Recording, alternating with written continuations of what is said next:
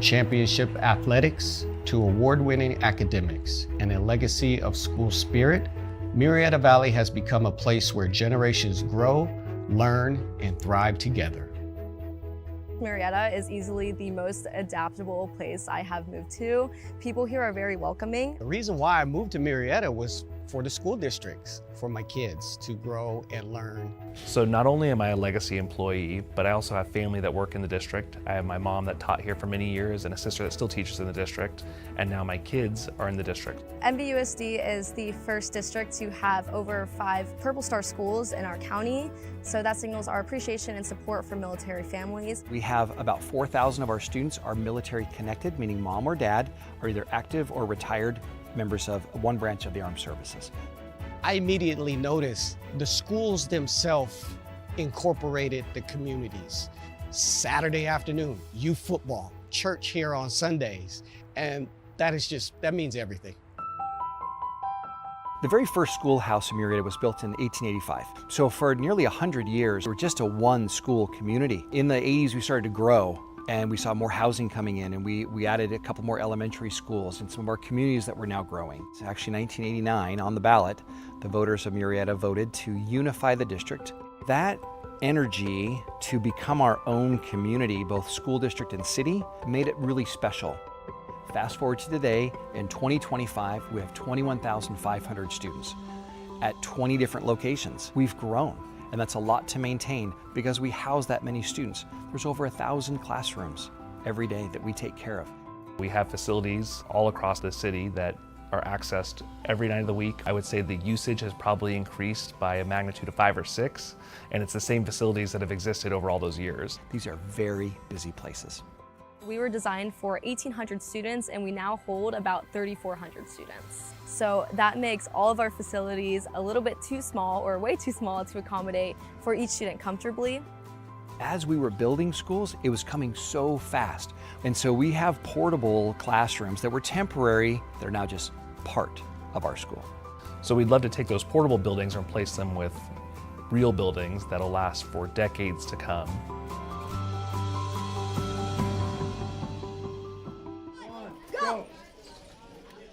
It is important that we have updated technology that we will see used in real-life jobs that kids are going to have to interact with in their future. Our CTE programs that are being funded help allow the students to get real-life job experience within their classes. We have an engineering class, we have a couple of engineering classrooms, but that isn't welding, that's not construction, that's not HVAC or electrical or plumbing or any of the industrial trades that we'd like to teach. I have a very strong interest in bringing those facilities and those instructional programs to this community. So I think our facilities and our programs will prepare kids for whatever comes next, whether that's college, a career in the military, or directly into the workforce. Our community expects us to remain the best district in the county. When we build something, it has to last for decades. It can't be a short-term fix that's just a few years. We only have a few chances in a school's lifetime to do something and do it right. So the district's going to embark on a master plan for facilities to look at everything from the bottom of the building to the top of the building to see where we need new facilities in the district. We really need to hear from the community. We really want to hear your feedback every step of the way. It is important that you stay involved and know this is your community. Get involved in the process, learn what their needs are, and see how it's done.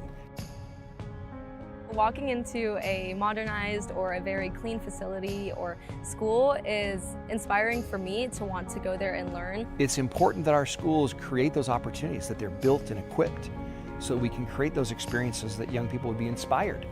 Our facilities and our schools need to be a reflection of our community. This is about people. This is about families, helping young people become bigger and older people, to pursue their dreams, to be inspired to try and do something, to do something they never thought they could do before. Our facilities and our schools need to be a reflection of our community. And so now is the time to make investments in our schools for our children that will pay dividends for generations to come. Families here benefit from outstanding schools, well-loved facilities, rich opportunities, and a quality of life that continues to grow.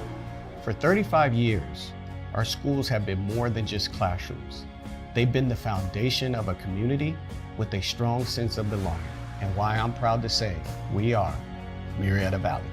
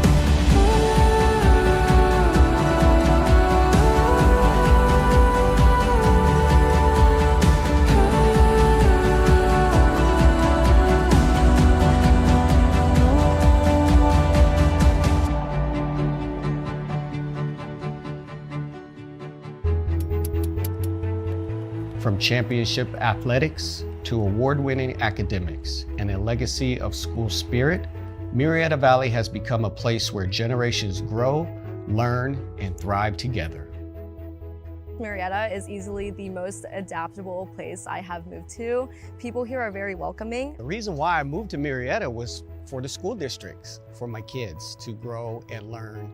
So not only am I a legacy employee, but I also have family that work in the district. I have my mom that taught here for many years and a sister that still teaches in the district, and now my kids are in the district. MVUSD is the first district to have over 5 Purple Star schools in our county, so that signals our appreciation and support for military families. We have about 4,000 of our students are military connected, meaning mom or dad are either active or retired members of one branch of the armed services. I immediately noticed the schools themselves incorporated the communities. Saturday afternoon, youth football, church here on Sundays, and that means everything. The very first schoolhouse in Murrieta was built in 1885. So for nearly 100 years, we were just a one school community. In the 80s, we started to grow and we saw more housing coming in, and we added a couple more elementary schools and some of our communities that were now growing. So actually 1989, on the ballot, the voters of Murrieta voted to unify the district. That energy to become our own community, both school district and city, made it really special. Fast forward to today, in 2025, we have 21,500 students at 20 different locations. We've grown, and that's a lot to maintain because we house that many students. There's over 1,000 classrooms every day that we take care of. We have facilities all across the city that are accessed every night of the week. I would say the usage has probably increased by a magnitude of 5 or 6, and it's the same facilities that have existed over all those years. These are very busy places. We were designed for 1,800 students and we now hold about 3,400 students. So that makes all of our facilities a little bit too small or way too small to accommodate for each student comfortably. As we were building schools, it was coming so fast. And so we have portable classrooms that were temporary. They're now just part of our school. So we'd love to take those portable buildings and replace them with real buildings that'll last for decades to come.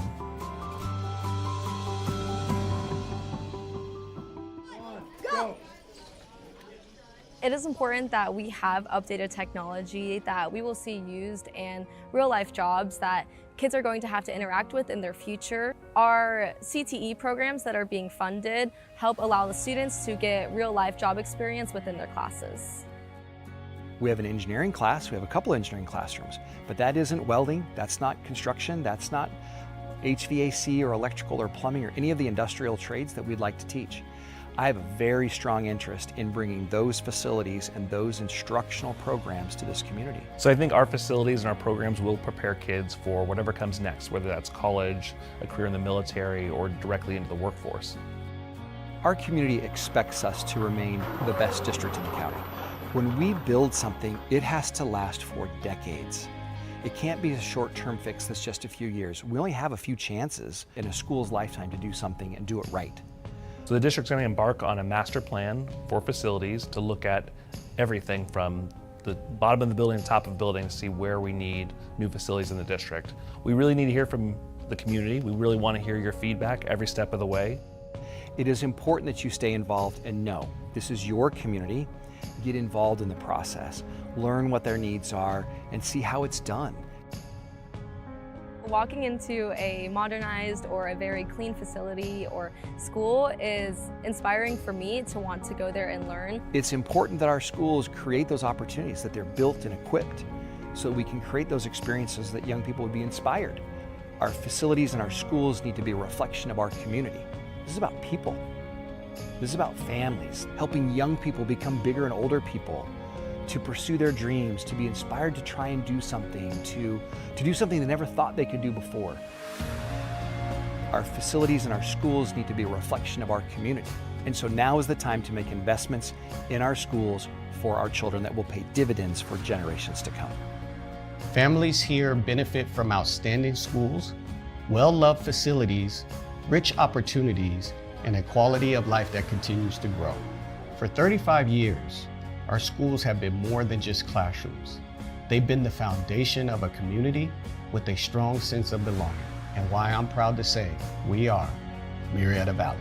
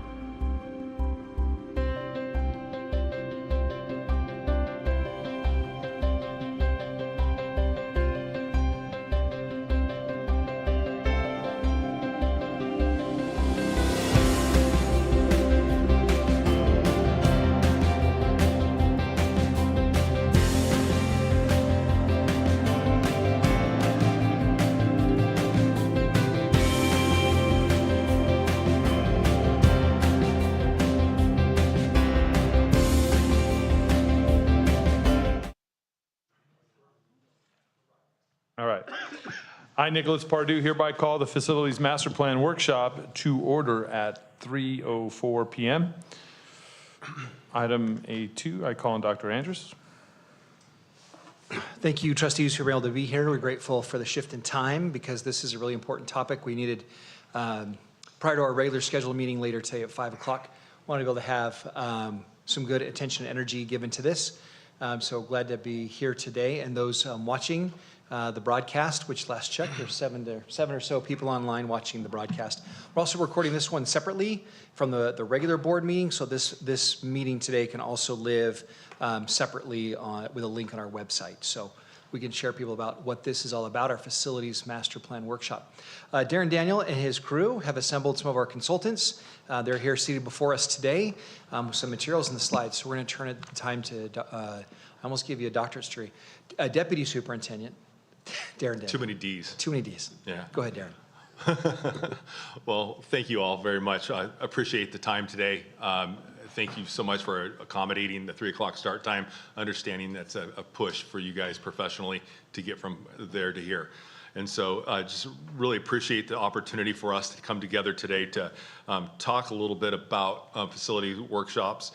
And I guess, Josephina, welcome to the first workshop. You know, historically, our school our board workshops have typically served as informational meetings focused on learning, discussion, and planning of complex topics rather than making decisions. And so today, our hope is to be able to provide information, have a robust discussion, and hopefully be able to get some feedback to walk away from this workshop from you for our next steps. And so, as you know, this was a workshop that was scheduled in October. Unfortunately, we had some different plans that needed to supersede this presentation. And so tonight's going to serve a little bit as a review as well as some forward thinking next steps. In front of you, you have a copy of the presentation. In addition to, we've provided some maps of all the renderings throughout the school district. I know you all got to see Murrieta Mesa, I'll say the green school maps this past week.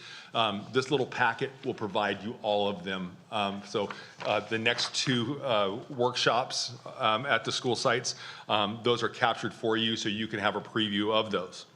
This evening I'm joined by Mr. Jose Contreras, our Director of Facilities, Mr. James Whittington, our Chief Financial Officer, and our consultant team made up of the DLR group and Team Civics.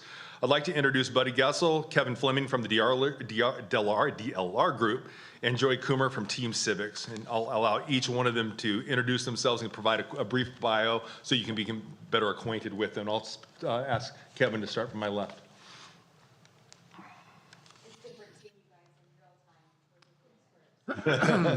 Is it better?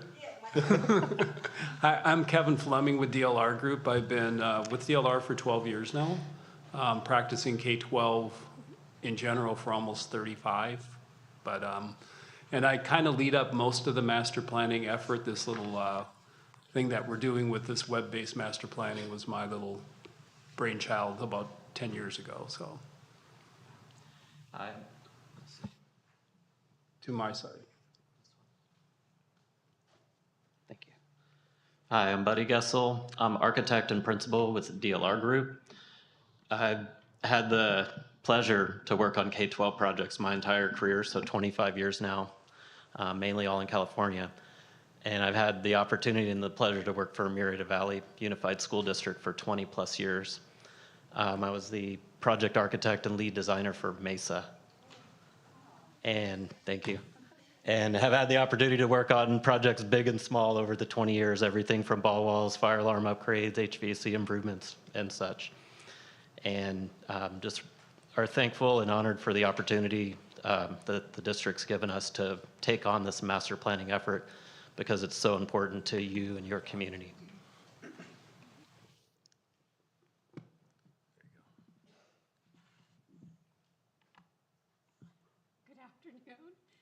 The different microphone, so forgive me. Joy Coomer, I'm a partner with Team Civics. We are a consulting firm that works with districts all over the state of California, specifically on school funding measures and mostly on school bond measures. I have been doing this work in California for a little over 17 years now.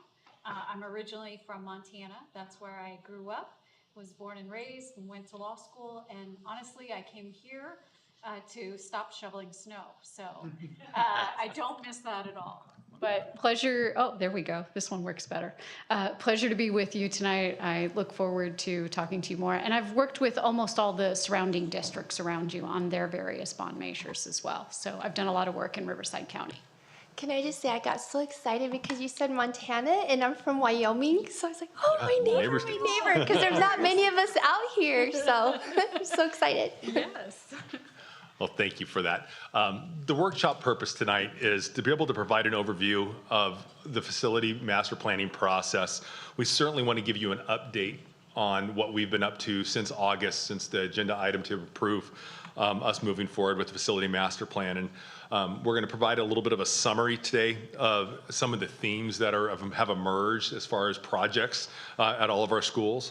We'll be talking some about the next steps with communication strategies as it relates to the website that DLR will produce for us. And hopefully our most important part is to be able to engage with you on discussion regarding the progress, some of your thoughts as it relates to priorities, and some of the next steps, the things you would like to see come next if we haven't already had those planned. And so tonight, I'm going to go ahead and turn it back over to Buddy, because I know most of you have seen the Facility Master Plan video, but I'd like to have Buddy give a quick intro to that. Yeah, so we wanted to share with you a video that we produced in collaboration with the district, and we wanted to capture the importance of this effort and what it'll mean looking forward for you as a district and as a community. To look at this long-range facility master plan and the opportunities that you have in front of you to be able to lead where you go with your facilities and with your academic programs. And so we'll play this video. It really captures the essence of your community and the importance that schools play as centers in your community. From championship athletics to award-winning academics and a legacy of school spirit, Murrieta Valley has become a place where generations grow, learn, and thrive together. Murrieta is easily the most adaptable place I have moved to.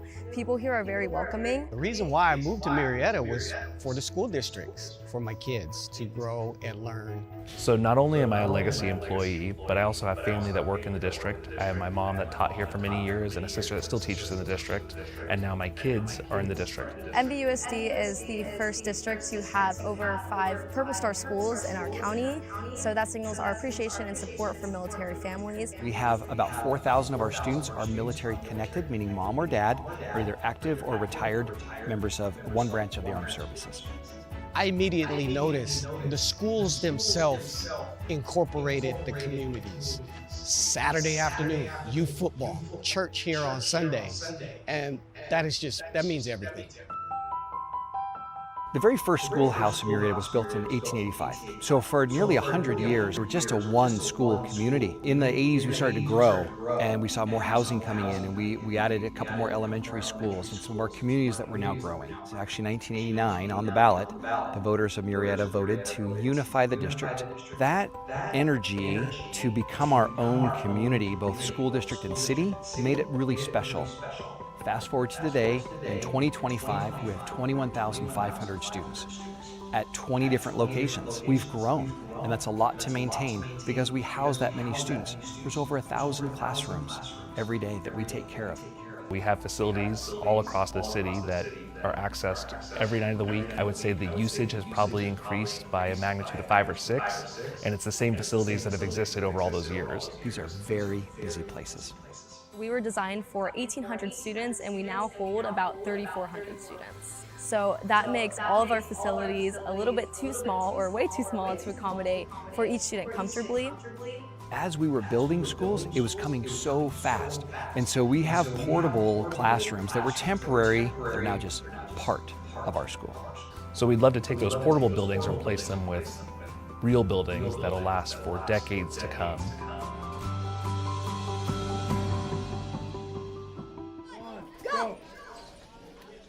It is important that we have updated technology that we will see used in real-life jobs that kids are going to have to interact with in their future. Our CTE programs that are being funded help allow the students to get real-life job experience within their classes. We have an engineering class, we have a couple engineering classrooms, but that isn't welding, that's not construction, that's not HVAC or electrical or plumbing or any of the industrial trades that we'd like to teach.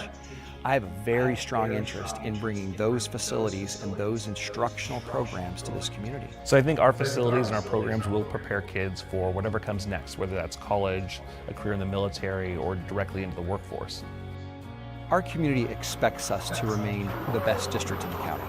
When we build something, it has to last for decades. It can't be a short-term fix that's just a few years. We only have a few chances in a school's lifetime to do something and do it right. So the district's going to embark on a master plan for facilities to look at everything from the bottom of the building to top of the building to see where we need new facilities in the district. We really need to hear from the community. We really want to hear your feedback every step of the way. It is important that you stay involved and know this is your community. Get involved in the process, learn what their needs are, and see how it's done. Walking into a modernized or a very clean facility or school is inspiring for me to want to go there and learn. It's important that our schools create those opportunities, that they're built and equipped so that we can create those experiences that young people would be inspired. Our facilities and our schools need to be a reflection of our community. This is about people. This is about families, helping young people become bigger and older people, to pursue their dreams, to be inspired to try and do something, to do something they never thought they could do before. Our facilities and our schools need to be a reflection of our community. And so now is the time to make investments in our schools for our children that will pay dividends for generations to come. Families here benefit from outstanding schools, well-loved facilities, rich opportunities, and a quality of life that continues to grow. For 35 years, our schools have been more than just classrooms.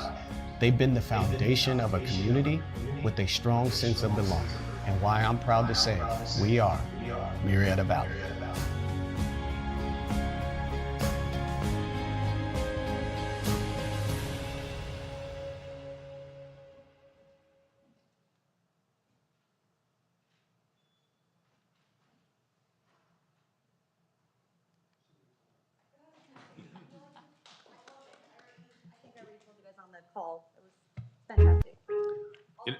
I've been able to see it a number of times, and I have to say, I see something new every time I see it.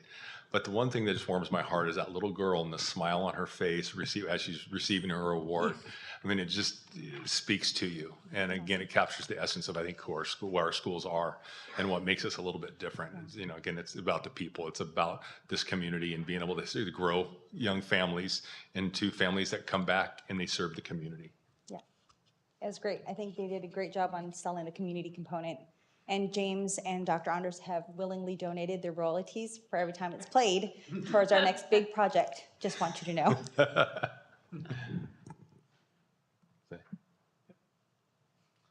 Questions about the video? Okay. The next table here, big picture overview. As you can see, we built one school in the 50s, schools in the 80s, 90s, then 2000, 2009. But as you dig deeper in this table, you will notice that 9 schools are built between the late 80s and early 90s. So Alta Murrieta, Avaha, Real Ranch, Eho Curran, Chevela, Thompson, MCA, Murrieta Valley, and Thompson. They were all late 80s, early 90s. So we almost opened, I think it averaged one school for 9 straight years. And there was a time where we opened 3 schools in 1 year. So all these schools are over 30 years old.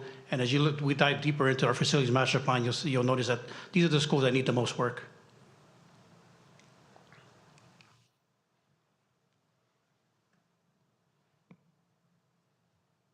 So I'm going to quick run through what we consider to be the master planning school process, and just to kind of give you an update about where we're at primarily. So research and discovery, facility condition assessments, those are all things that we just collect data so that we have everything we need to, like your enrollment projections, your capacity analysis, all the basics that help you understand the metrics of your own district, and then how much you're projected to grow in the future. Educational specifications are going to define how spaces should be designed and used, and that's in process as we speak. The big component of this right now is we're doing the community outreach, and this is basically the heart and soul of any master plan. It's getting as many people involved as possible, so we're midway through, or more than midway through that process at this particular time. And then we're slowly but surely we'll get everything organized, putting the costs together. That's kind of the big task for us at the end. We'll probably be doing that over the holidays. And then building the website. And that's currently under construction. We will shortly probably be able to share password protected so anybody can follow along with its development as we increase it. So that's basically our process. We do, and we have the current enrollment and we have the projected 7 years or 5 years out, what that comes for the enrollment of schools, not necessarily the boundary areas. So can you explain, you said you're going to create a website? Correct. Okay, so and the website will just show the progress or what's going on with the funds, I guess, I'm asking? The website will actually be the master plan. It is a master plan. So it's okay. completely interactive. You will be able to click like on any one of these projects you have. You'll be able to click on the project and it'll bring up the cost projection for that project and all these different facets. Okay. You can look at which schools are the most populated, which ones are in the most need of facility condition improvements. Any kind of metric you want to look at, it'll give you that data. Oh, okay. And this will be like something like parents can go onto the district website and it will be embedded within there? Correct. Okay, thank you.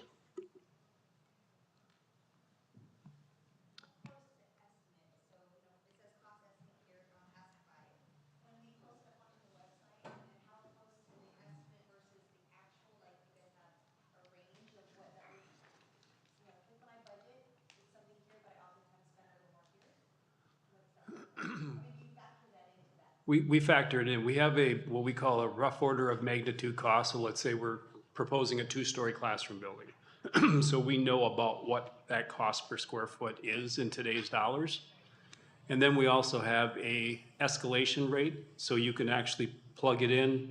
You know, we preset it 5 years, but if you wanted to build that next year, you can set that down to 2 years. There's a contingency added to that, and then the soft costs, all the stuff that goes on top of the construction cost, so you can get a total number for what a project costs and not just the construction value.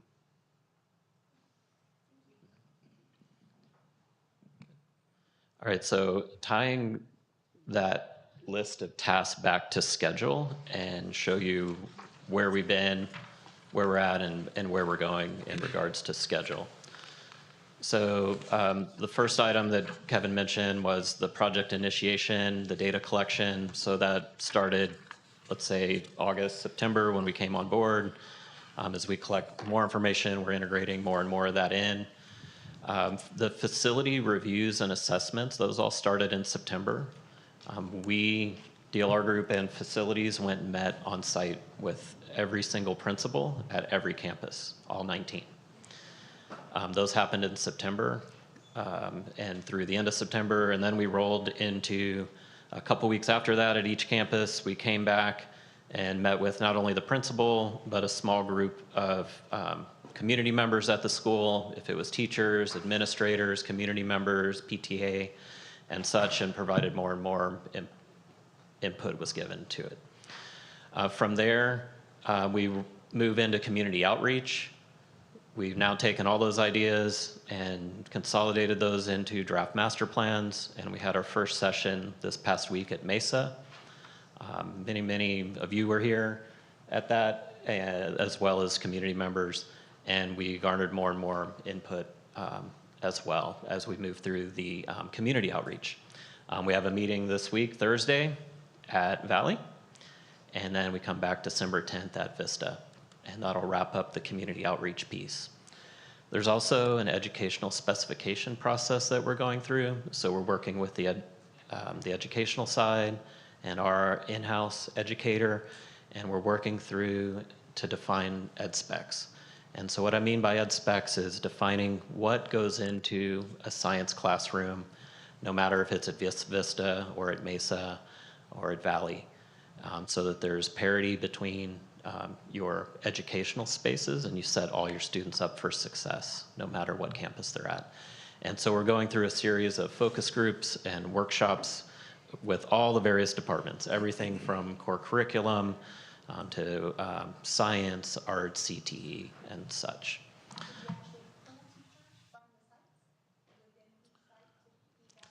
Yeah, there's approximately 15 meetings, different meetings that set up. You know, for example, it could be athletic spaces and PE. You know, we're going to be taking PE teachers along with our educational services group and working through that and asking teachers, our lead teachers and whatnot, to provide that feedback. Science classrooms, art spaces, it could be athletic fields, it could be, like I said, you know, the list goes on and on, library spaces. You know, I think all of our schools had robust libraries once upon a time once they're built. Now a lot of our media is digital. And so there's a lot less books, a lot more computers and technology inside of libraries today. So again, going to, you know, as we look forward into the future, what do we want that standard to be at our schools?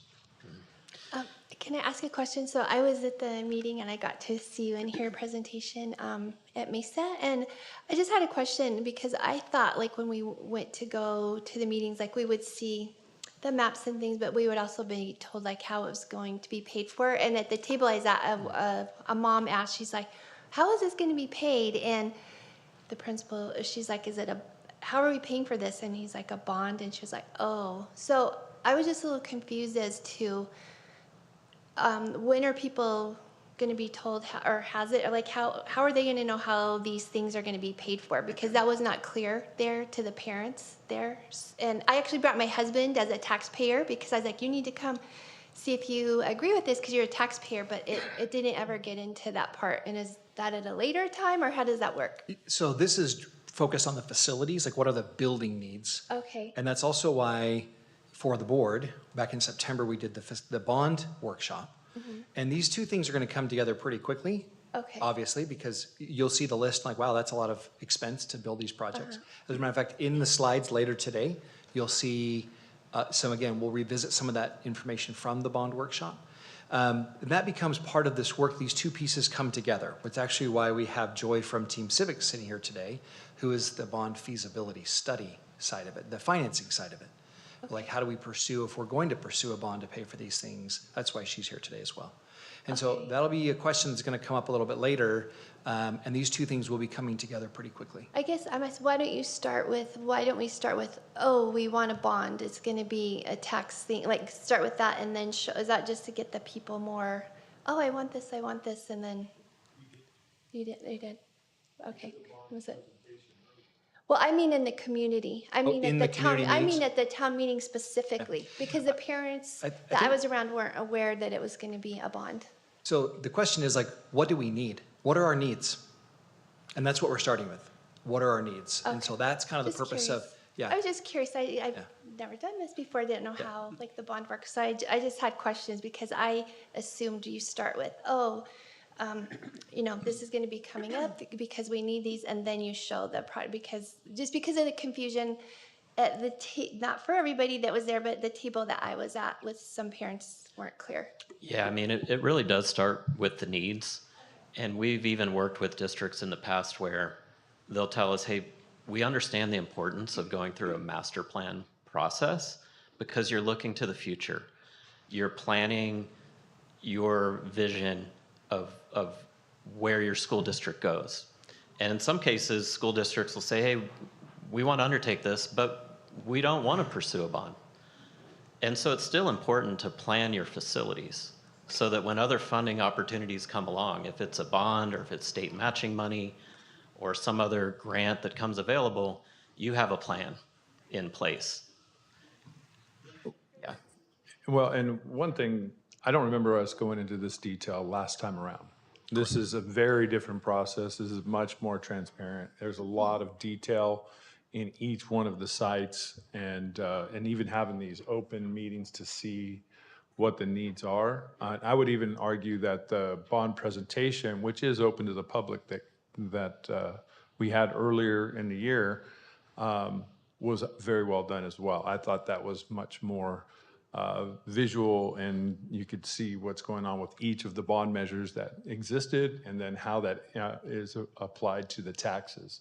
So the process, at least this time around, from what I experienced before, is I feel like there's a lot more detail and a lot more, very concrete things for us to evaluate. So I appreciate that element. Appreciate the feedback. Also, Darren, I agree with I know that you have to have this master plan, whether we pursue the bond or not, right? But to Christine's point, I think there's got to be a way to marry this a little sooner, that there's a potential that we are doing this feasibility with a potential of a bond on the ballot. I know it sounds premature, but I think the question's fair. It's good feedback. Yeah. Thank you. So I don't know what the verbiage is for that. I don't know what that looks like. I think we have a way to do that. I think we're on the same page. Okay. Yeah. Again, and I hopefully we'll be able to get there tonight and talk about some of the next steps that we have planned.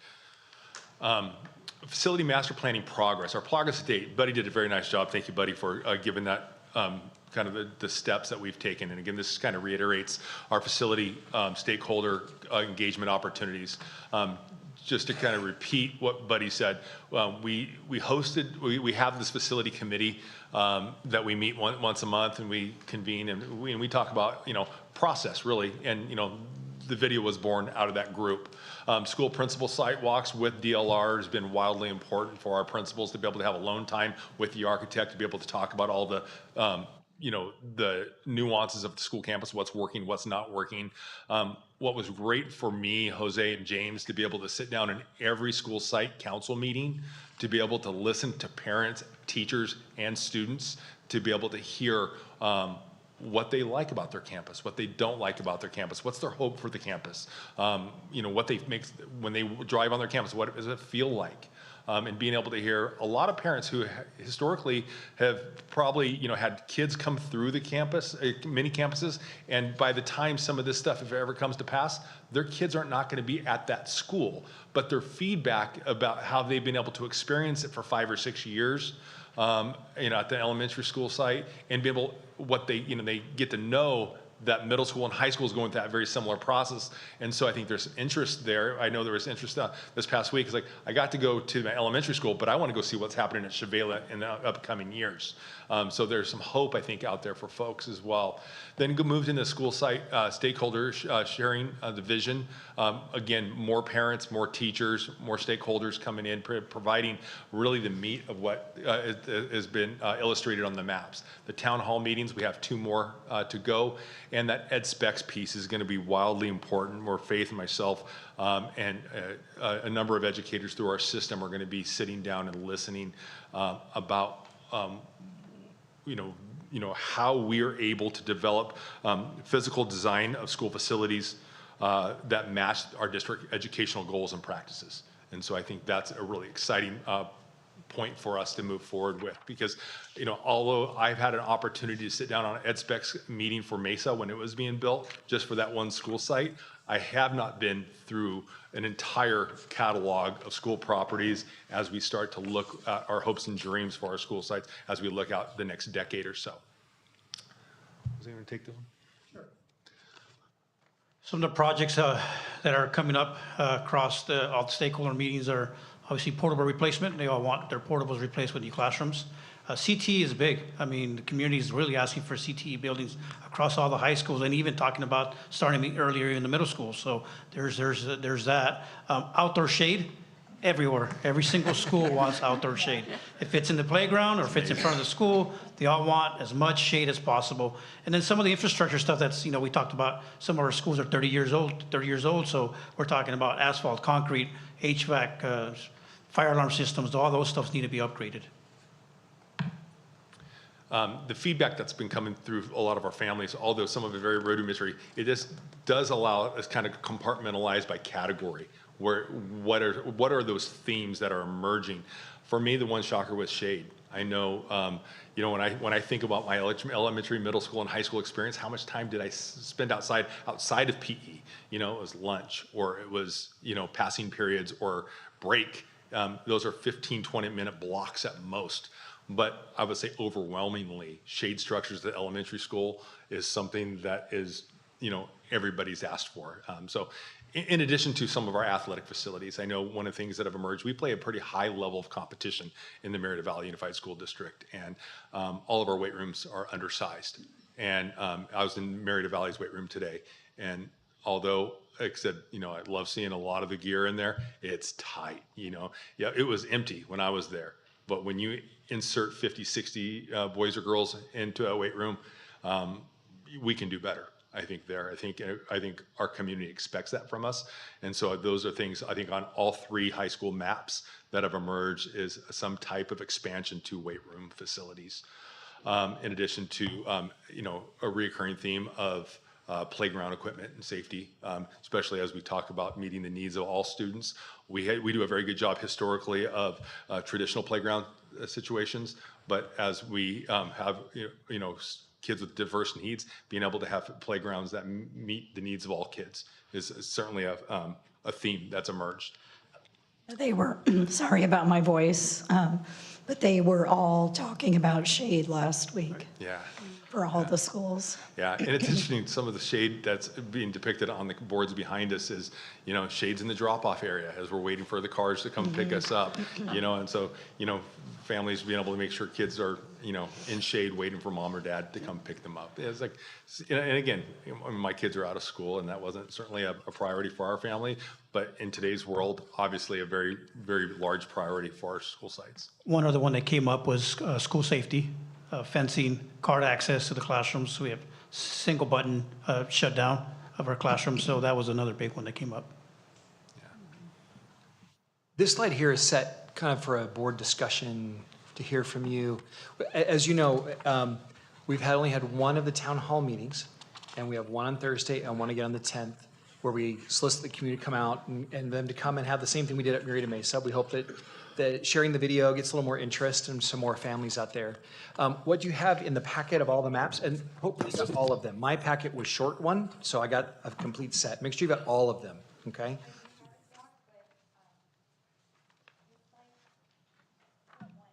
I'm sorry, what? Oh, it's very small. Okay, so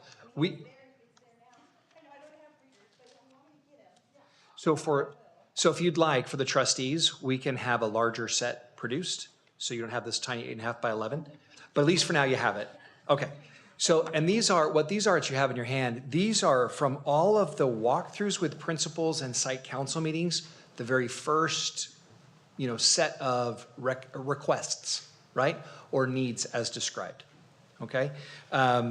If you think back, like in the process of where we are, we're still in this community input gathering space. We haven't done, as was mentioned, we still have to do all of the cost estimating. That still is part to be done. So today is not the day to decide, are we going to put this on the ballot today? That's not the question that I'm going to ask you today. But we have started down this process about this. And I'm going to ask you a poignant question here pretty soon. Based on what you've seen and heard, are there specific things, can you go back one, can we click back one slide? Thank you. That chart on the left, which is in your slide deck, those are the big general topics that everything falls under, right? Portable replacement, new classrooms, buildings, CTE buildings, outdoor athletic field lighting, shade structures, and so on. Is there something in your mind specifically that you've heard or seen or heard from teachers or parents that you want to make sure we list? No, just in general. That may or may not be on here. And Mrs. Briggs, I think make sure your microphone's on. I heard it's not. Thank you. So is there something, for example, Mrs. Schmidt, you and I walked through and we saw like the 6th grade locker rooms at Thompson. I know that one's on here. Is there a particular thing that any of you are really interested to make sure it's included? We get a list from each school because they're dealing with it every single day. So that's what was captured primarily They're in more here. familiar than we are. Yeah, yeah.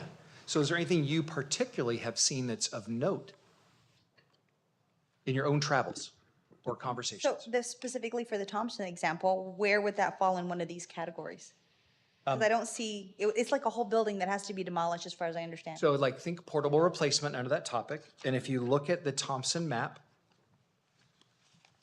it's very small. I know, I hear you. I gotcha. but kind of, I'm getting up there, When- Doc, I'm getting up there, when I you gotta get tell there, you. I know, trust me, these are some pretty amazing glasses I have on. So particularly that one, and the same one, Mrs. Schmidt, you and I were speaking of, at the top in the center is a red box. Okay? And if you follow the little call-out chart to the left, that does say new two-story classroom building, foundations classroom with restrooms, support spaces, production classrooms.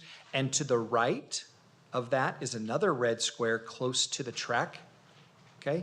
And that one is a locker room to replace the one we're talking about. So that particular need is represented right there. So So this is the one I visited when I went. Is it butt up to that special ed classroom? Okay. yeah. And for example, in our meeting with the attorney, I almost said attorneys, these are not the attorneys. But I do meet with attorneys far more than I ever thought I would. I was talking on our Zoom call meeting, I said, it would be great if there was a set of stairs headed down towards MB. That didn't make this particular chart, but I know they listened to what the superintendent said at least one time. So that may make the potential project list in the future. So again, the question is there anything, like in your own travels, and this isn't the only time, you can always add. Is there anything right now we should think of? Were the gyms at the middle school, those open air gyms on here, I'm assuming? So we're on the same, look at the Thompson one. I can't really see Oh, you so can't much, see it. so I need Is there readers one we too, can throw it so up on the sorry. deck?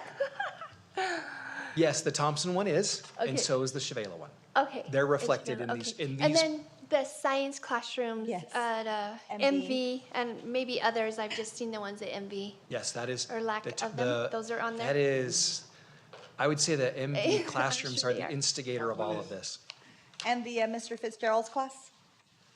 The Oh, the ceramics room, ceramics room? Murrieta Valley Ceramics. Did that one get noted? Yeah, so this winter, we're going to be replacing a lot of his casework with stainless steel tables. Oh, But also, it's that's noted on amazing. here as a full modernization, which means they'll get an upgrade as part of the project. Okay, that's beautiful. I knew one from the site visits was the kitchen at Mesa. The kitchen area where they, Which, the at student? Mesa, this- the kitchen area, not like the cafeteria, but where they make everything. It was really tiny. The small CTE classroom? I think it was a CT. Yeah, it was at Mesa. It's like where they do the food and that class. The culinary The program. culinary, thank you, the culinary program, thank you. My daughter is in, I just forgot. I don't know if that one's on the list Is that one necessarily. on the list? Okay. The I knew other- that one was kind of, if they could, get it In, bigger, but. with the three culinary classrooms, because I've been in all three of them, the Mesa one is the largest, Oh, even yeah, though it's okay. not my favorite layout. Okay. I wish I was here when we were doing that, because I would have Yeah. done, that's my thing. But we do have, so that one won't likely get touched. Okay. However, was curious. Murrieta Valley there's a very terrific plan, that's an excellent plan. Because again, Murrieta Valley does not even have a multi-purpose room for kids to eat indoors. In their plans on the Murrieta Valley page are quite a few recommendations to reconfigure a lot of spaces and create a better culinary classroom for that program at Murrieta Valley, and then provide a new multi-purpose room and serving area. Where are they eating lunch in the rain then? In classrooms, in hallways, in Mrs. Pardue's classroom, They're outside mostly. Okay. No, I don't know. under the wave. It just never had a multi-purpose room. Do they open up the gym when it's raining? I think they're mostly in classrooms. Mostly in classrooms. Classrooms. Is MCA on here? Yes. Okay, so what are they exactly getting? Because I've been there and I was like, they need, MCA gets a new two-story, which incorporates a CTE classroom, that construction, and also a multi-purpose room, so a big multi-purpose room that can be used for PE and multiple things. Shade, is another big one. okay. So I don't see them on one of these maps. It's the very last page. This last one, okay. Um, My last page is not, oh, there it is. Okay, got it. Sorry. Thank you. I just want to make sure they get some of this as well because they Yeah. get left out. I think my concern, and I was looking at the Murrieta Valley page itself is just really busy, and it looks like there's a lot going on there. So it's hard for me to visualize exactly. It looked like you're tearing down the gym, trying to build a new gym plus an auxiliary gym attached. And I think the athletic field situation, it was another issue. And I was hoping to see what Thompson, because we did discuss that idea of having a joint facility at Thompson with the potential of having lights. My concern was just mostly if we don't put it on paper. So what we see here isn't necessarily what we're going to do, or I guess that's one of the things that's interesting. Again, like- this is still a draft. Yeah, we're just kind of We're still throwing- gathering stuff. putting I know things we've together. had multiple discussions about that. That's why over at Thompson Middle School, we have all-weather track, turf fields, lights, in order to have that type of, I guess, cross-campus operations. It's the only two that would work. There's no other high school, middle school that it's like that we can take advantage of that. Right, yeah, I think that the growing demands of field space for bands, for now flag football, for lacrosse, it's different than it was a few decades ago. And then, and additionally, I think we discussed the potential of. She got readers. For the revenue for youth teams that could also rent out or use those facilities. So in my experience, MV has the least amount of field space. So I wasn't sure if we were looking into that. I had heard, I don't know who said it, but the potential of changing the fields around while we're looking at a master plan, where the field behind the stadium being parking or, somehow moving, I don't know. It wasn't my idea. I just heard it talked about, and I'm not seeing I it think here. shifting over a couple of the tennis courts came up to open up a small parking lot on the corner of Nighthawk for some visitors, referees, buses, things like that. Because at the baseball games, softball games, especially ADA, a lot of our older folks have to park at the main parking lot and walk all the way across campus. So they had a great idea of putting a small parking lot in the corner where some of the tennis courts are at. So we'll shift some of the tennis courts over. Right, okay. That campus presents lots of challenges to change it, as you can tell. I mean, that big, it's up on the screen too, a little larger, but just that, the entranceway, the new multi-purpose room, that replacement of the gym, in essence, taking out the strange underground locker rooms and so forth and building more appropriate ones. That's a very expensive project all on its own. Like that building alone is a lot. So right now, all of our team has done, we put a red box where it would go and sized that box approximately of what that building is, but that's like the extent of the plan. So we would still go through an extensive planning process. If this becomes like something that the board decides this is an absolute priority, where does it fall on the priority list of like first, second, where does it happen, whenever that is, then we go into those specifics, and the team and staff will take that on, and there'll be opportunity for board input before the board would approve a project like that. So one of the reasons why that's such a large project is the original design has that bridge kind of go over the top of that. We've had decades of water issues in those classrooms. We've tried to mitigate that over the years and spend a lot of money trying to fix that, but it's just not working. So that's why the new design calls for a new building, just start from scratch and do it right. Where the existing gym, you have that road, that fire lane that goes over the top into that actually, right below is all the weight rooms and all that. Sure. That every time it rains, we have bad leaks in those classrooms. Yeah, I think that whole space where the blacktop is, tennis courts, I think we need to look at that a little closer. I think that's, and then of course the field behind, if that was going to be parking, that's where we're having issues, I think, too, with our neighbor. Oh, our neighbor, right? yeah, And the along parking Fullerton. Along Fullerton. Yeah. So maybe we just might need to brainstorm a little bit with the different partners to see if it's feasible to open up a field space. And then is a parking area below, is there anything we can do with all that space? Because it's a lot of parking space that's kind of not used. Oh, on the west side, Yes, on the west side. Students Park? And I don't know, that's. I think history on that, we've had some bad soil reports on there to build. That's why it became I think the original, I wish Randy was here to give us more feedback, but the original design was to have buildings on that side of the campus, but the soil report out there, because of liquefaction, it's super low there. They didn't allow us to build anything there. I think he recommended a garden. Yeah. So I think What about playing fields, or just open spaces for? Just open spaces. More soccer or, but I don't. I don't know how impacted, the parking situation is. It's pretty, I've been there, I mean, about 2 weeks ago, it's pretty full of cars. Yeah. It can get full during the day, and it's interesting the way high schools go. After Christmas, more kid drivers start happening because you have the kids who turn 16 in the fall semester start to drive. So you'll definitely see more student parking happening in the spring rather than the fall. However, go back a lot of years. Once upon a time, we had to limit parking because we had too many drivers. Murrieta Valley High School is about 2,200 students right now. We don't ever see 4,000 students being there again. So we could do the math of what we need as far as parking for kind of, one thing we don't want to do is, build too much where we limit the parking because again, the neighbors, we don't like putting cars on the streets for our neighbors. They don't like it either. They don't. They, like I said, that's noted, right?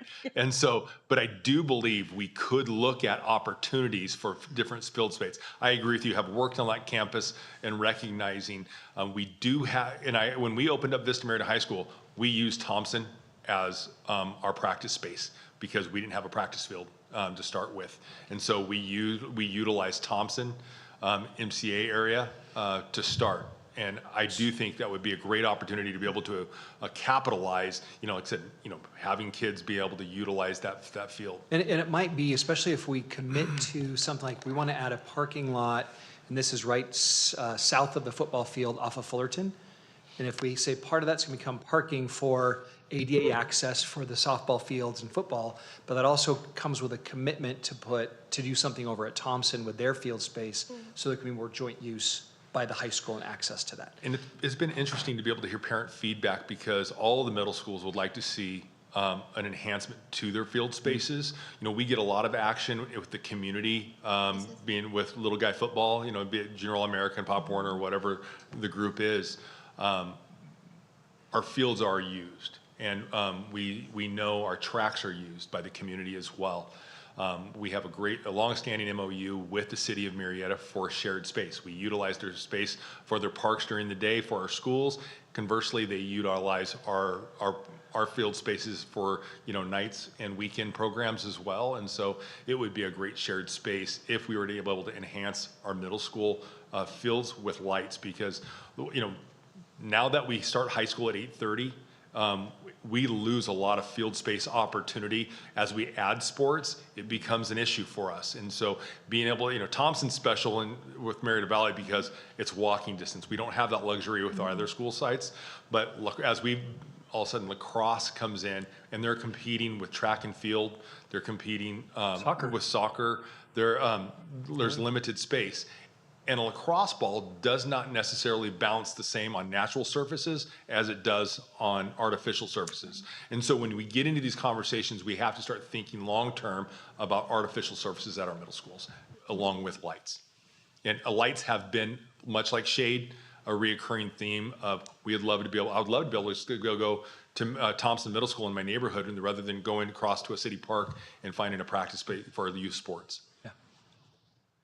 Well, in talking to my teacher friends, they would really be happy to not be in a portable. And I mean, just myself being a teacher, I'm a little leery of portables because what's in them since they've been around for 30 years, is there stuff in there because, I mean, it's just actually a fact, I'm not trying to say there is, but asbestos and stuff in there because there could just be things because they were meant to be temporary and then whatever happened, we had to keep using them. So I know that for teachers, they're really would be excited about that part. And then as far as parents, really the safety and the fencing and things around the elementary schools and making sure they're higher fences and things like that. And then the drop-off pickup for elementary as well.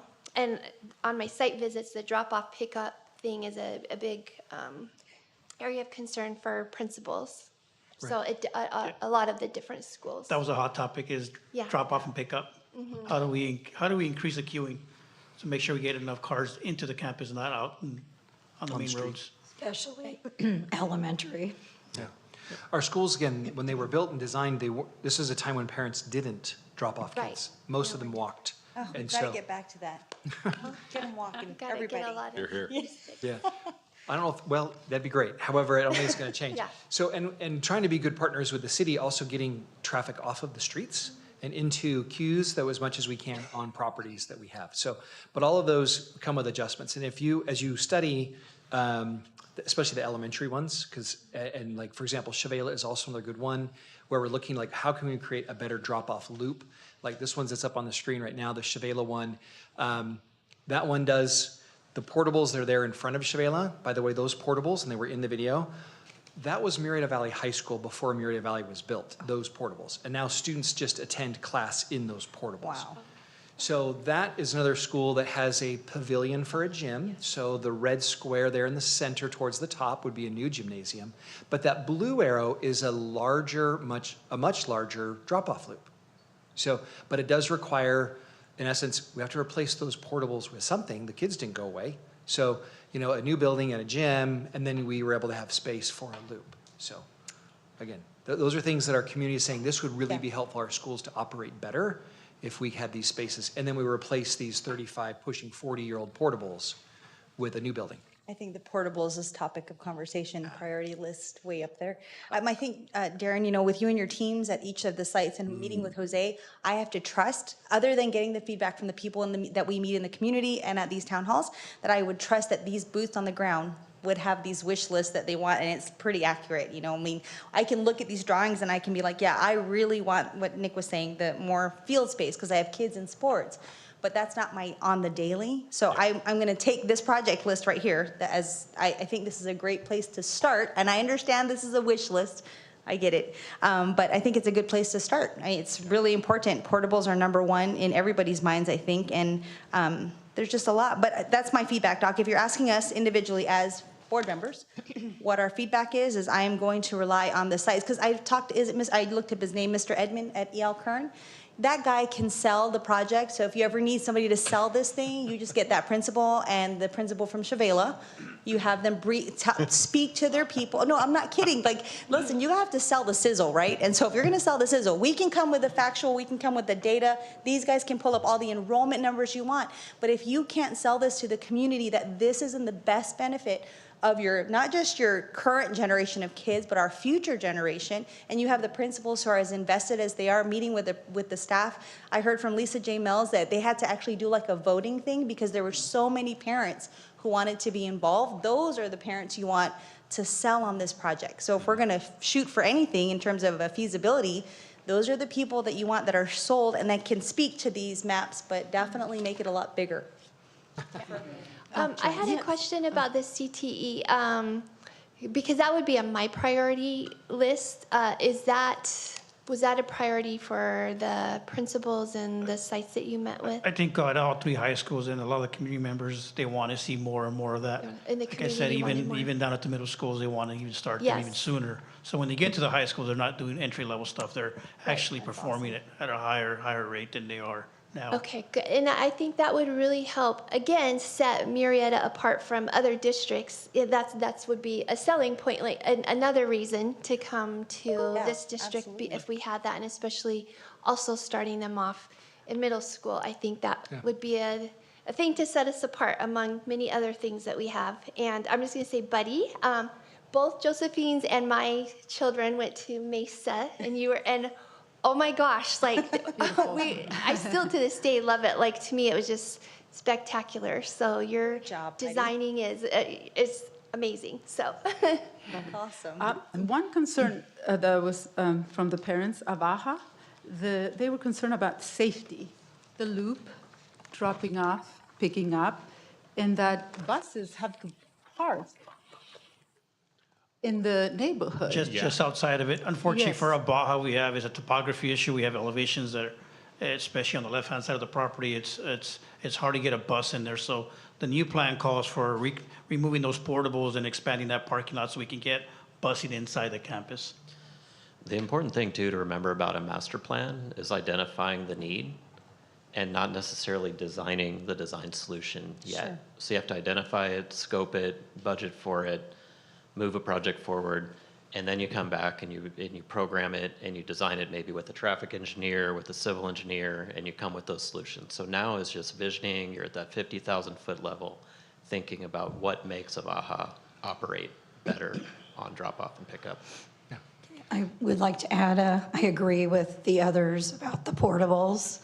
I actually taught in a portable when I was in Escondido, and they generally did not have storage. They also don't have the insulation that regular classrooms have, so they use more energy. And I also think overall we should defer to the individual sites who are dealing with this stuff firsthand, you know, the staff, students, and parents. So in the interest of time, because this has been an hour into it. That's all right. No, that's okay. We don't want to stop the flow, but keep in mind where we are in the process. This is just big picture, high level, what do we need? And as Buddy mentioned, not necessarily the solutions yet, or designing that, but just like, what are the big things? And we've heard everything from, we've talked about Curtech Ed, and we've talked about field space and so forth.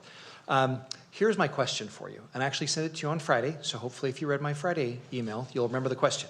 And this is not an action, it's just an informal poll, yes, no, like a thumbs up, thumbs down. That's like the extent of it.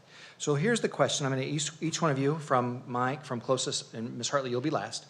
Are you ready for the district to proceed with the next steps, both facility master plan, because we're under contract for that, but the next steps of bond feasibility study? And those include, but are not limited to, surveys, professional polling, engaging with our bond attorneys, and so forth. Are you ready for us to take those next steps? This is not a question to put on the ballot. This is just, are you ready for next steps? Okay? Ms. Young, is that a yes or a no? I'm a yes. Mr. Pardue, you in favor of that? Yes, I'm a yes. Thank you. Ms. Briggs? Yes. Thank you. Ms. Schmidt? Yes. And Ms. Hartley?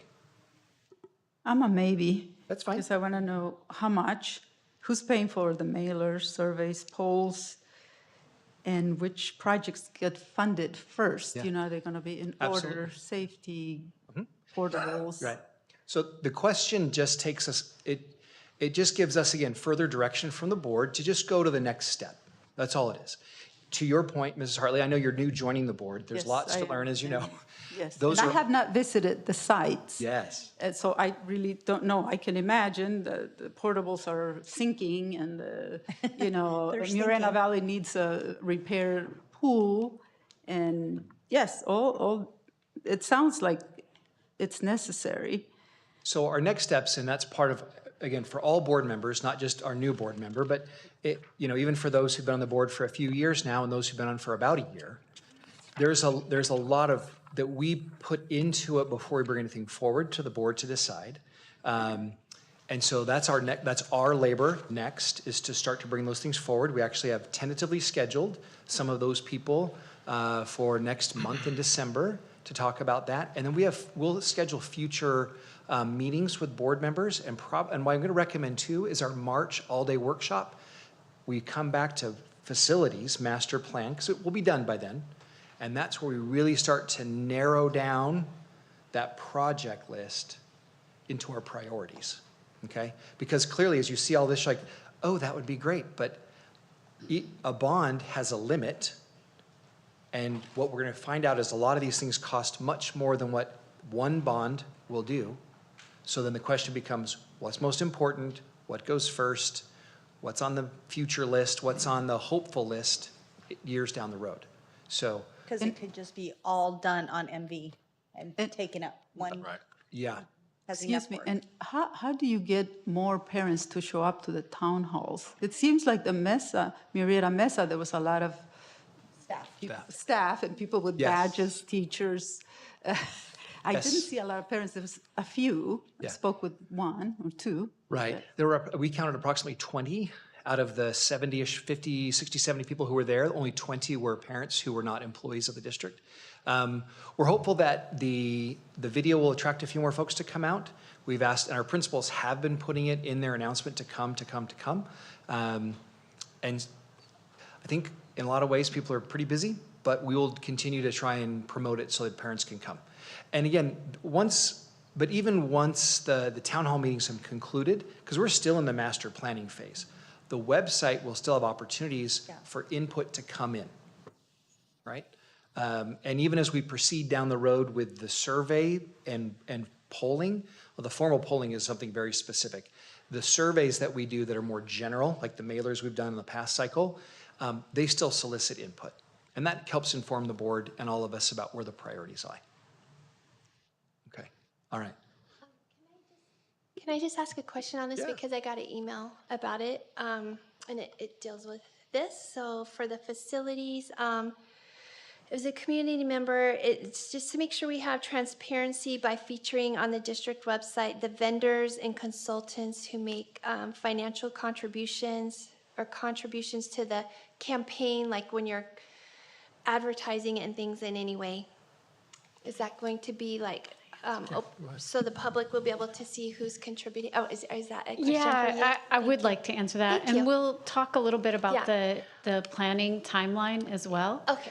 So at that piece, when we get to the independent campaign committee, all of those donations to the independent campaign committee are captured in regular reporting that has to go to the county and to the state. And those reports have to be separate from the district because the district can't advocate for a measure. So, right, the independent campaign committee always has to be separate, which is why we can't put those reports on the district website. But anyone can access the reports of who's donated to any campaign committee through the county, because those are always available on their website, including everyone who has donated to any campaign. Okay. And we'll go through that as we go through the timeline, but it's just important that we keep the campaign separate from the district because the district can't be involved. People can volunteer, but the district can't be involved in advocating for a potential bond. We put that link to the county on our website so people You could put a link to the county's idea. website on your website, but not to the campaign. Okay. Yes. So, Thank you. That's so what. there's an independent campaign committee. Correct. So this is all new to me, Joy, so just bear with me. So once, let's just say they decide, yes, let's put this on the measure, to put the measure on the ballot. This independent campaign is composed of who? Who's in this group? So I have a timeline slide coming up. Oh. May I answer all this with the Lovely. timeline slide? I just wanted to since it was brought up about the donations, I just Okay. wanted to make sure that we understood those two things were very separate it. and we have to keep them separate. But Got I'll it. go through the whole timeline and kind of walk everybody through it. Perfect. Let's next slides. One of the questions we have are, we recognize that kind of a picture is worth 1,000 words, right? Yes. So these are a couple of our ideas we put together because what you see on the maps are just blocks, right? They're not a rendering or a potential of what it might look like. These are some ideas we had of potential renderings that we would have the architects proceed with to develop some images that would help both the potential voters and just kind of depict what these projects look like, okay? So here's the ones that we had. Are there things that come to mind that you might want to see? You can't have like an explosion of the portables, like boom, and it's gone. Yeah. That's a visual, Doc. It's a visual. Is that Murrieta L? Yeah, that's a rendering. That's a rendering. That's a rendering of the front of awesome. Murrieta L. And it looks like that today. Yeah, That's pretty close. beautiful. B Street. The trees aren't that big, but yeah. Not yet. So you're asking us on these are the ones, the renderings to consider, is those CT expansions. So you're talking about like building out at MV, they have the auto shop? Well, so yeah, so we already have an auto shop. So imagine we would have a rendering drawn of a welding shop at Murrieta Mesa. Imagine that we had one, and these aren't listed here, but we had like lights lit up at Vista Murrieta's baseball fields, right? If we had some of the athletic ones, or lights at Thompson's Middle School or Chavela. Why don't we ask the site heads? They're all going to want them done. No, but they pick one of their favorite, pick one project that we're gonna render from each site. Is that too much? That's too broad? Well, I think it gets broad and it gets expensive. Oh. If we are demoing the MV gym, that giant red area on that, there should be something to, I think that would be a very worthwhile. Okay. What the gym would look like? Well, whatever that is. Well, it's a whole new entranceway. It's hard to, it's hard to envision. Vision, right. It's just a huge red Square. Obviously, a lot is going to happen. Yeah, that front. Visualize that, I think would be valuable. I agree. That one changes completely around. That walkway where the fence is, that all of a sudden becomes a new admin building. You go through a different entrance now, and you have a courtyard that leads out to the stadium. And to the left is a new gym that rises up, not sinks down. Right. Okay. And out of curiosity, if you don't drive over the top, would it make sense to use some, like, I don't know. Look, you guys. I'll leave it over there. Yeah, he's passing that. All right, I will say, I have a very vivid memory of playing basketball at Santa Barbara High School. I don't know if you know, that's a pit, they call it a pit. It was a really cool architectural feature. You had to descend this really cool stairwell into it. And it was a great environment. That wasn't the school I attended. We just didn't like them very much. And so taking advantage of the fact that you have that there and you build up, of course, I'm a rookie. I'm just telling you my thoughts. I don't know if that was considered or if it's just, no, it just makes more sense to fill it. Yeah, I could share some of the thoughts. This one we actually did maybe design a little bit more than the others because you really had to figure out logistically how things would work and what levels spaces would be at. The biggest concept though was solving that drainage issue that you have on top of the building. So it's removing that gym, building the grade back up so when you come in from the main parking lot, you're now at the gym floor. Nice. Right? Instead of, right now you come in at the top. And it does a couple things. One, you don't have to drive on top of the building anymore. Two, if we extend that balcony around like it's shown on there, you can tie to a set of stairs and an elevator that'll take you down to field level. And that'll solve your ADA issue and access to the field, as well as the opportunity to take a balcony around and connect the new balcony to the top of your bleachers, providing ADA access at the top of your bleachers as well, which you don't have right now. There's still, the idea is still there to have space down at field level. So outside of that larger two-story gym, auxiliary gym volume, there'd be maybe spaces that would be best fit to be adjacent the gym spaces at that campus level, the upper campus level.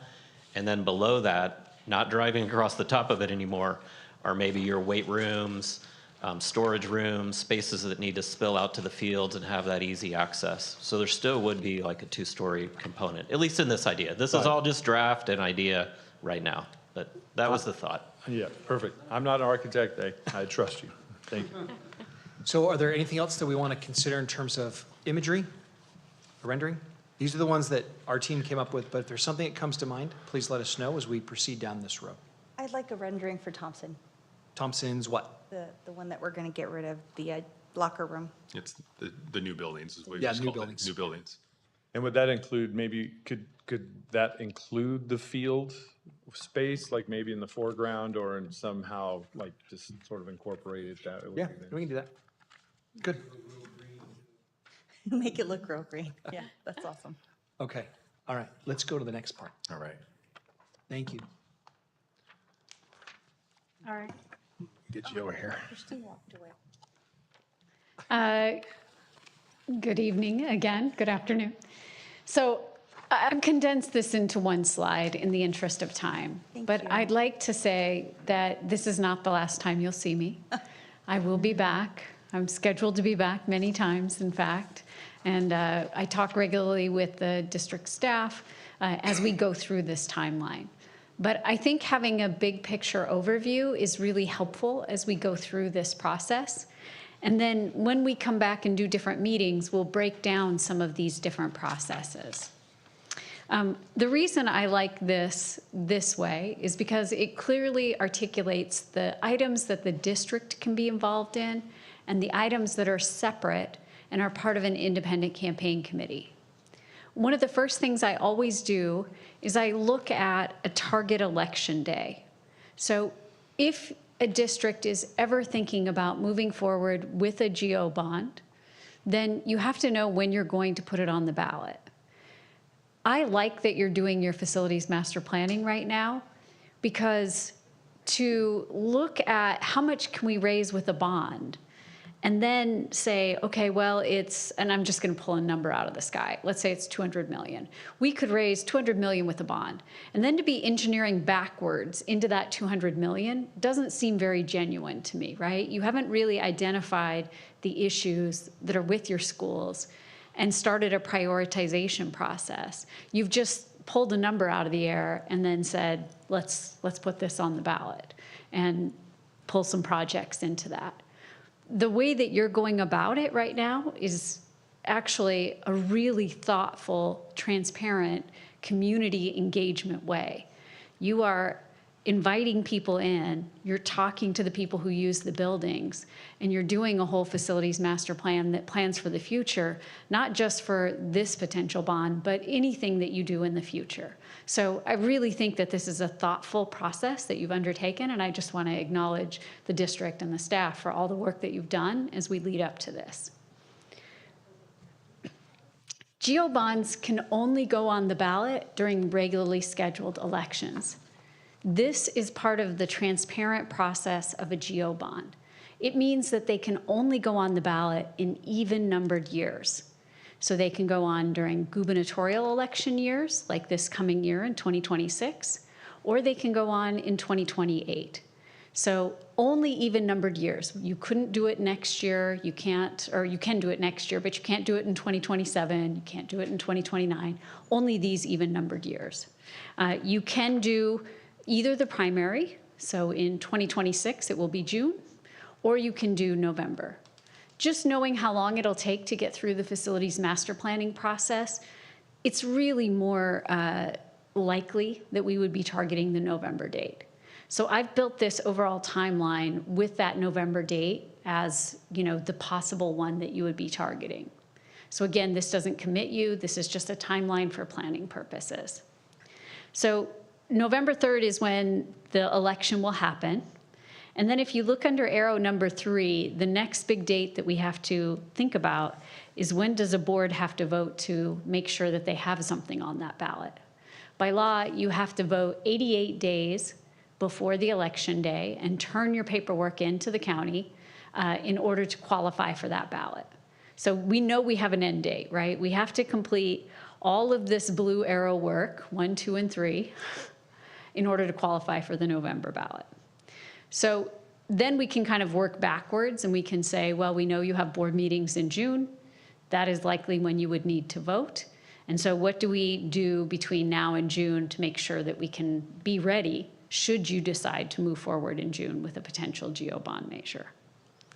Where are we right now?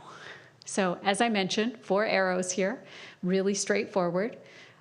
Districts can provide information, they can do facility planning, they can do communications, and they can do voter surveys about a potential bond measure. We call this feasibility, awareness building, and measure development. This way, you're getting, having a really open process with your community, and you're getting all of the engagement and information you need to make the best decision that you can by the time you get to June. You're doing your facilities master planning process.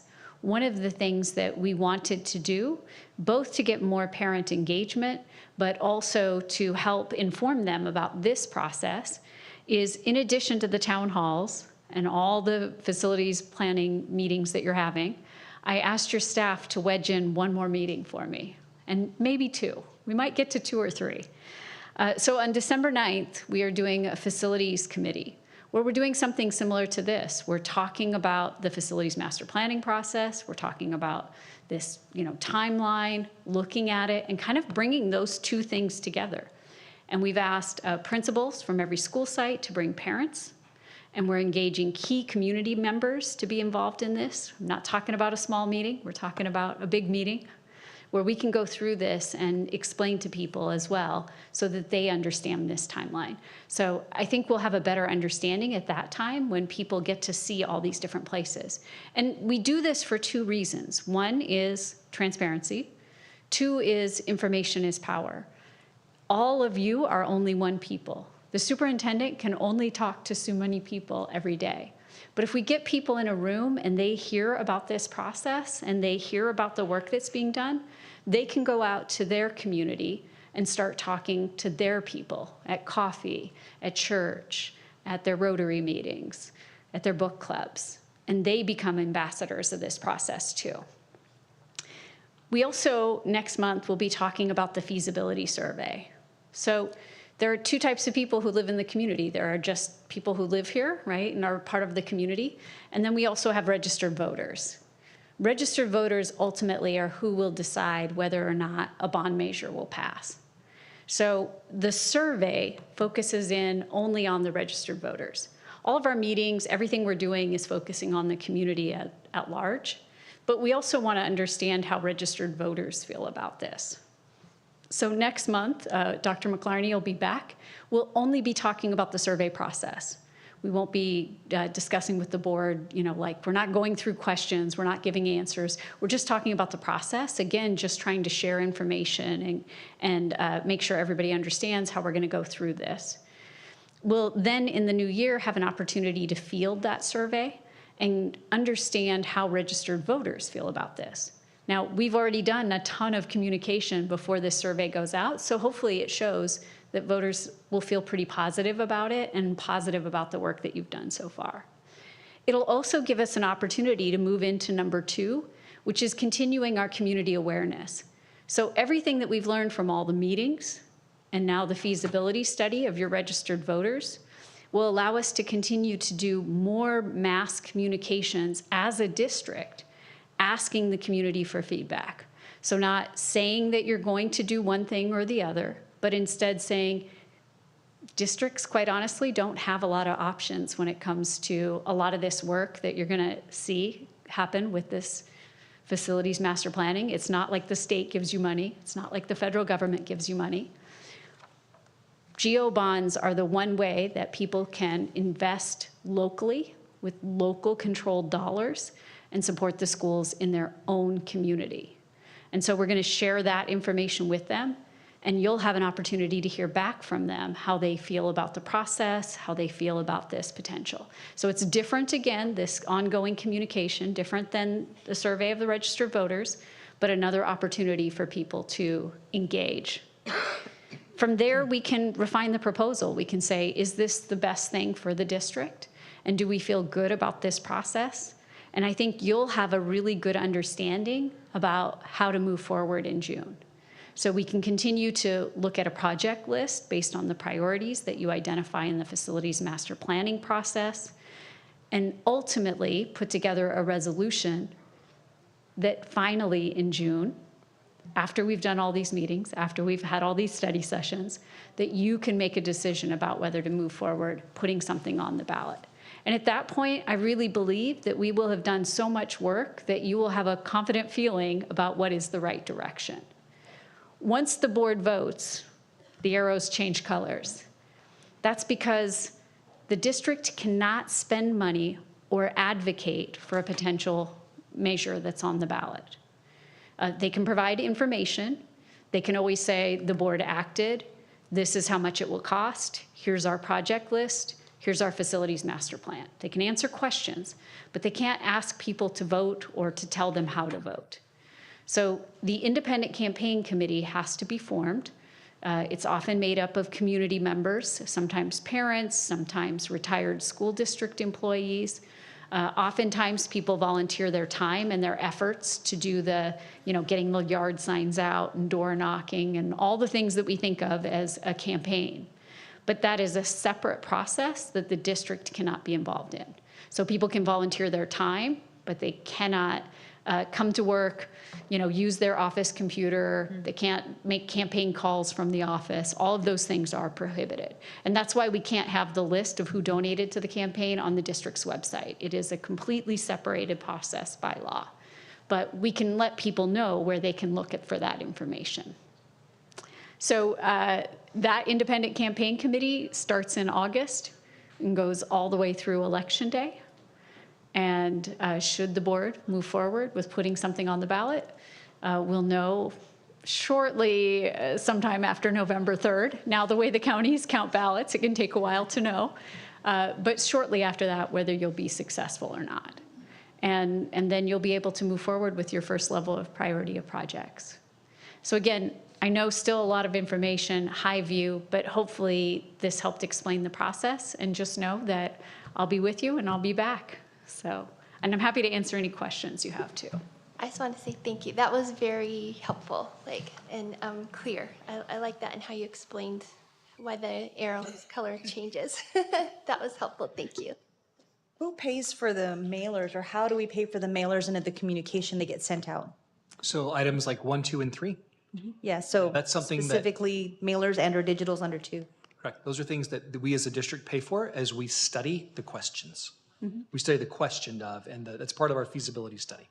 Is that the one, Darren, when we first presented, it was approximately 150,000, or what was that dollar amount? When we first kind of brought this up, what did we budget for this to put the campaign to, before the independent campaign happens? What is the district Cost of putting? the study, right? Yeah. Because yes, there's the time of Team Civics and what they've put in so far. There's the cost of sending out a mailer. There's a cost of the formal polling or a survey, right? There is a cost. That runs approximately, you can help me with that, between $150,000 and $200,000. Got it. So there is a cost. Yeah. Yep. So in the event we put this all out, so that's why I guess I'm wondering, we have it budgeted, or we're paying the lawyer, Ms. Joy, right there, and company, but there's a potential that the bond doesn't pass, right? We still incur the Even if the board costs. chooses and Yeah. we say, yes, we're going to proceed, and it gets on the ballot, Yeah. if the voters don't approve it, then we didn't approve it. Yeah. So that's different.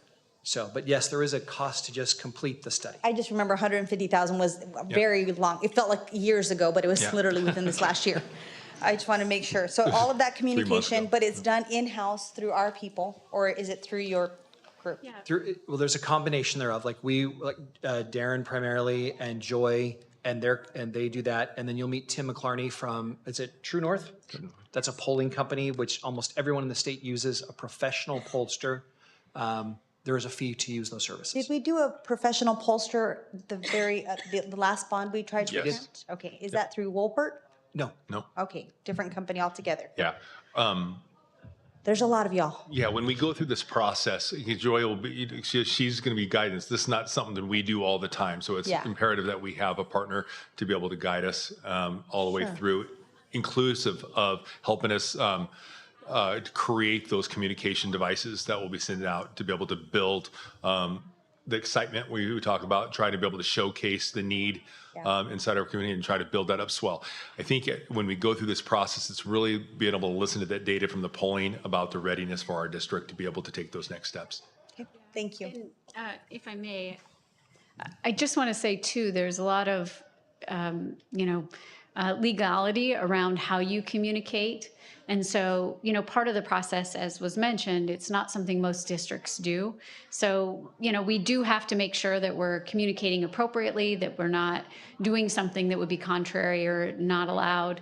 So all of those are kind of part of this process. But more importantly, at each step, we kind of have an opportunity like we did today to sort of pause and say, is this the right direction?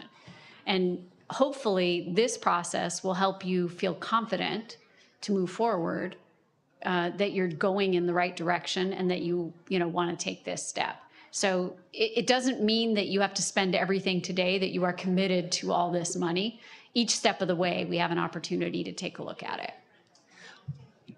What happens if, during step 2 or something, you realize the polling and the surveys that's showing, it's not very favorable? Then do you just stop? So some districts have done that. Yeah, we've taken a pause. I worked with a couple districts last year where we got the polling back and it just didn't feel like the right time for many reasons. And so we paused in order to come back this next year in 2026. So that happens. All right, our audience for the 5 o'clock meeting are coming in. So those of you coming in, welcome. We're still in the middle of our board workshop. And so the board has a few more items to cover. Well, they heard I was going to speak, so they're all obviously Yes, they trickling want in. his signature from the video. On cue. Why they're here. He'll be ready for autographs. Somebody get him a Sharpie. So one of the obvious next steps, if we're talking about bond feasibility, is like a starting point of what's the question we're going to ask when we go through that professional polling. And so the strategy we've talked about in the past. I'm sorry, James, just a minute. Folks coming in. I know that you want to chat, but we're still in the middle of our meeting. So if you can please keep that conversation quiet so we can finish this part. Thank you so much, and we're glad you're here today too. So we look forward to hearing the kids sing. So the strategy we've talked about in the past and one we would like to pursue is putting together like a hypothetical total cap. So we wouldn't exceed the current tax rate that the community has right now. So it's a maintaining of the existing tax rate and extending it out over time. And so this chart has the blue bars represent our historical tax rate. So we were up at just under 120 per 100,000 assessed values in 2024. It dropped down to just over $85 per 100,000 last year, and it's dropped down a little bit again this year. And so our strategy going forward would be to just maintain that rate, not ask for a tax rate increase, but just an extension of that current rate. So there would be additional taxes, but it would be capped at the current rate today. So taxes wouldn't go up for folks, but we'd be extending them out over a longer period of time. This strategy, when we've done very rough calculations, would be about $330 million of potential bonding capacity that we'd be able to use for facility projects to go towards these projects. That would also give us the opportunity for some potential additional state funds that could come in to match that. And if we're doing CT buildings or the like, there may be some additional CT funds that we could pursue to help match and make those dollars go a little bit further. James, I have a question about the CT. Doc knows my stance on this. How do we get local companies, not even local corporations, can we put in a Home Depot wing, dedicate the whole wing to them, get a building built by them? What is that process? I know that people have done it before, but is that even something that's feasible to put in here to say, hey, would you partner with our district? I think it's definitely feasible. I think it's one of those things where we have to make sure that our buildings are safe school spaces that meet DSA compliance and all that stuff. So I don't think Home Depot is going to build us a DSA compliant space. So we might have to do some matching with that. And that would be why we're coming in this together and partnering to do that. But I definitely think that's a great opportunity for the community and for our schools too, for those programs. Well, I just read this thing from an article, I don't know if it came out of Forbes, but the CTE positions are in like a dire need right now. It would be beneficial for companies like auto industries and things like that to partner to be able to pull out CTE students out of our thing. I know maybe it's a pipe dream and it's in my head, but I'm telling you, there's got to be a way. Go to Downey. I think they have the Toyota, CTE building. How did they do that? I don't know. We'll find out. I just know they have it. It's outreach. Yeah. It's like I think people want to see our commitment before they show up with their money. Okay. Right? So if I'm we can sending Darren to Downey. All right, I'm going. But there are corporations out there who, when they see that we're committed to something, they would, and again, we would gladly accept a check for small numbers to really big ones. Right. And all of it would go towards that construction. Okay. I think that brings up, I saw an article for Montana that it was Mike Rowe, and he was showing that, I don't know if you know who Mike Rowe is, Dirty Jobs, that guy, that the kids in Montana are like building houses for people in school. So I was like, oh, we need to do that here too. So that just kind of, that if we could do things like that so the kids are actually pouring back into the community. So I guess this would be the strategy we're proposing. Pros and cons with it. I think the only con to it really, the pro is we're not raising the existing tax rate. We're just extending it, which is a tax increase. No one would be not transparent about that. It does delay our ability to access funds by a couple of years because we're going to have to wait for some bonds to fall off before we could issue new bonds. So it gives it kind of a slow start to the process of a future bond measure. But then it allows for room so that tax rate doesn't go up for folks.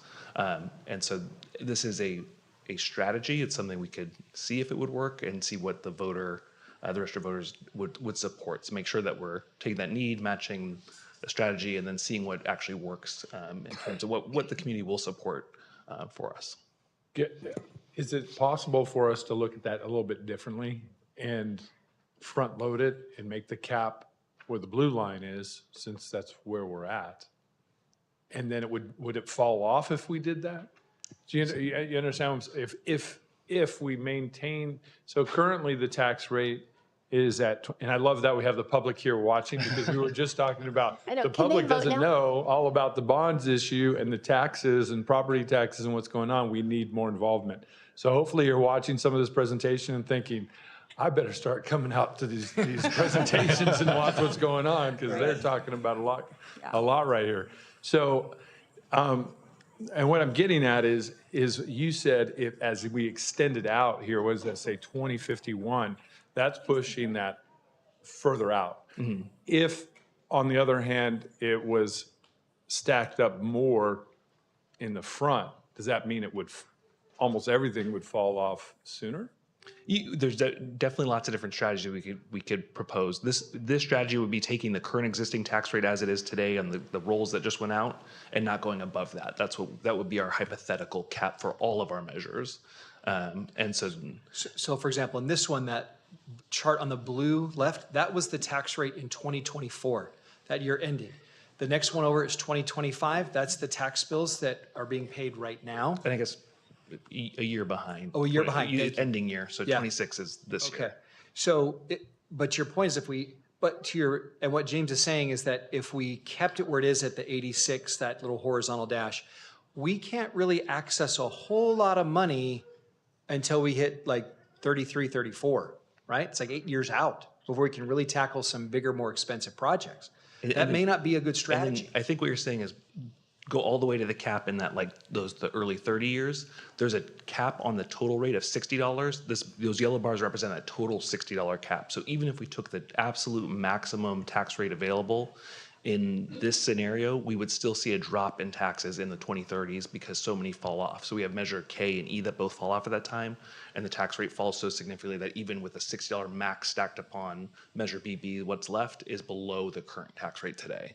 Right. I think just like we have these boards up, and again, for the parents in the room, we have the potential upgrades for each school site, and they are presenting them at school sites. Where's this next one? Is that Murrieta Valley High School? Thursday at Murrieta Valley. Thursday. Murrieta Valley High School on Thursday. So all of these parents, most of them are from Cole Canyon.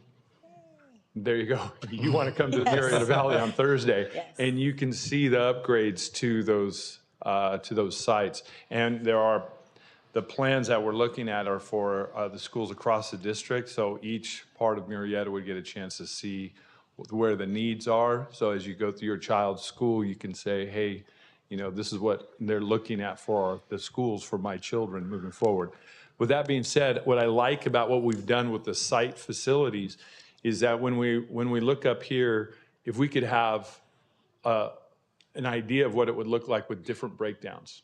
Yeah. So that we would have access to, if we were going to start a project, we'd want to be able to access the funds if it passes, if the citizens of Murrieta say, yes, we need to act on this, then we could see that breakdown of how it would be different if we structured it differently. Yeah, so I think what we're saying is which question are we going to ask when we're doing the feasibility? Is it this question or is it a different question? So is this hypothetical tax cap the strategy we want to use as we start doing the polling, or do we want to go with a different strategy?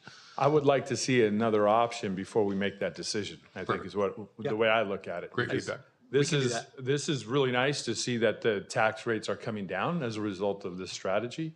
But if it was tiered, you know, coming down, that would be worth seeing as well. I think it would be mentally even when you see it down, just on the mental side of it, people seeing this. Yeah. Right. Okay. Yeah, we certainly can look at some different scenarios of what that would look like. This was one. Okay, Cole Canyon parents, you guys are on camera. We'll see you guys at at MV on Thursday to feedback. You get to give your feedback. And this is what these guys are here in the room for, is for you to give your feedback on the changes that need to happen at these school sites. So this is super important to get your feedback. And do you want to read the first bullet point then? Oh, town hall event, Murrieta Valley High School, November 30th. Yep. And please ignore the subliminal drop for Vista Murrieta. It's all about Murrieta Valley High School. All right, let's go Nighthawks. So our next steps, you know, in addition to the town halls you just talked about, the Facility Bond Advisory Committee, as Joey talked about on December 9th, those invitations are coming out right now. We already have about 30 or 40 RSVPs Is for that that. something we come to as well? Yes, we'd love to have, we'd love to have you there. We will, that's going to be the first one. We're going to do that same committee. We'll join in February to look at where we've been since that December meeting. Our next steps in this room, board education meetings, Team Civics and True North will be here on December 16th to talk a little bit more about balloting.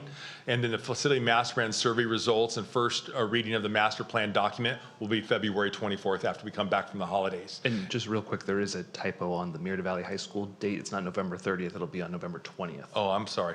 Keystroke error. I apologize. Aren't you glad James is here? Thank you, James. You went to Murrieta Valley? Oh, he's an MV graduate, that's fine. Okay. Go Nighthawks. Fine. That's it. And so I'm going to take it over to Jose for to close us out here.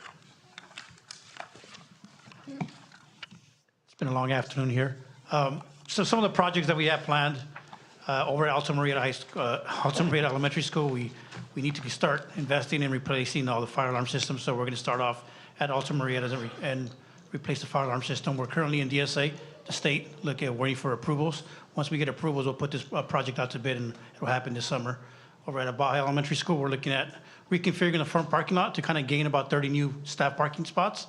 We can do that very easily, so we're studying that. And we were going to do it over winter break, but the cost of the construction came a little bit higher than we thought, so we're going to wait until the summer and put couple projects together to save some money on that. Murrieta Elementary School, all the portable classrooms, all the HVAC is obviously 30 years old, so we're going to start doing some of those projects in-house to save some money. Warm Springs Middle School, we're HVAC phase 1. It's a 3-phase project. It's such a large school, such an expensive school, so we're going to phase that out over 3 years. We're currently working with architects, and it's in DSA right now. Murrieta Valley High School, stadium lighting. At all 3 high schools, we're looking at replacing all the stadium lighting and pool lighting to save some money. They're also very old and got the old technology, so we're looking at that.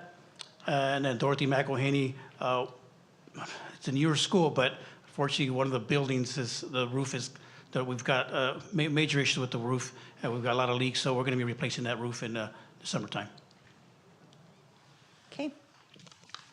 And that closes out the presentation. Thank you so much. If there's any other questions, time now, but we'll have more time come December. Thank you guys so much for accommodating us tonight. Wonderful, thank you.